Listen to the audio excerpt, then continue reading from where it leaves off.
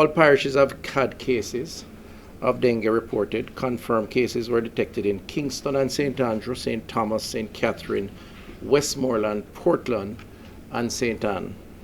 When you look from the per population perspective, the parishes in Southeast, St. Thomas, Kingston, and St. Andrew and St. Catherine have the highest dengue activities at this particular time. Now, it must be noted that while Jamaica has seen continuous local transmission of dengue, the Aedes aegypti mosquito, as you know, is endemic to Jamaica, and we have had this virus in its usual trends since 1977. It's important to note from a public health perspective that the type 2 strain, which is the dominant strain among the positive cases identified, has not predominated in the population since 2010. The significance of this is that it heightens the risk of a possible outbreak. There are 4 strains. If you get one, then you could get the other 3, and less likely to get the one that you got.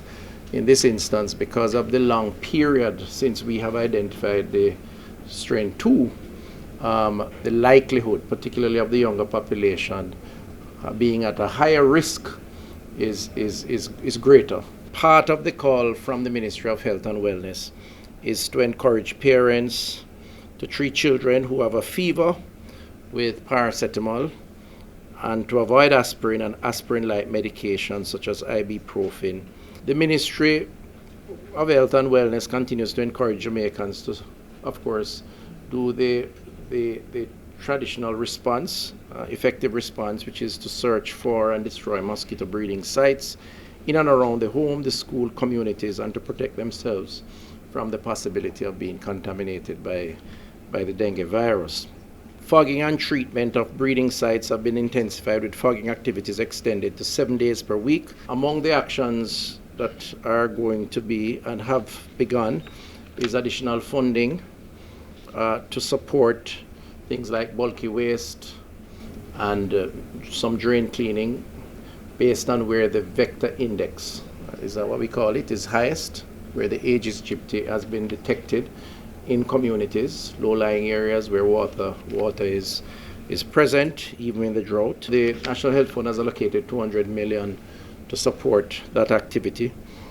There will be an allocation to councillors, municipal authorities, I should say, through local government, to give some support to political representatives at the municipal level. We have approximately 60 vehicles available across the country to facilitate intensified activities.